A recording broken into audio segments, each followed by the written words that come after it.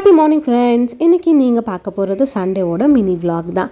இன்றைக்கி காலையில் கொஞ்சம் லேட்டாக தான் ஸ்டார்ட் பண்ணேன். ஏன்னா நம்மளுக்கு லீவ் இல்லையா, அதனால் மார்னிங் பிரேக்ஃபாஸ்ட் லஞ்ச் எல்லாம் பிளான் பண்ணவே இல்லை.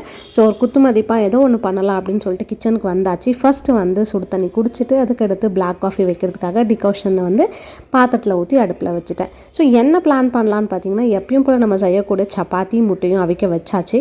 ஆனால் தொட்டுக்கிறதுக்கு பார்த்திங்கன்னா தக்காளி தொக்கு செஞ்சு முட்டையை நீட்டாக அழகாக உரித்து கட் பண்ணி அந்த தக்காளி தொக்கில் ஆட் பண்ணிட்டேன். இது ரொம்பவே டேஸ்டியாக இருக்கும். சப்பாத்திக்கு பயங்கரமான காம்பினேஷன்னு சொல்லலாம். மதியம் லஞ்சுக்கு பார்த்திங்கன்னா சிக்கன் குழம்பு தான் செய்ய போகிறேன். அதுவும் தண்ணி குழம்பு கிரேவி ரொம்ப தெளிவாக இருக்கும். இது ரைஸுக்கு நல்லா போட்டு சாப்பிட்லாம், நல்லா டேஸ்டியாகவும் இருக்கும். அதுலேயும் ஸ்பெஷலாக இன்றைக்கி மண் பாத்திரத்தில் செய்யணும்னு தோணுச்சு, அதனால் அந்த பாத்திரத்தில் செஞ்சிட்ருக்கேன். கூடவே கொஞ்சமாக ரசம் வச்சுக்கலான்னு சொல்லிட்டு நல்லா மிளகு சீரகம் எல்லாம் இடித்து மண் பாத்திரத்துலேயே ரசமும் தாளிச்சாச்சு.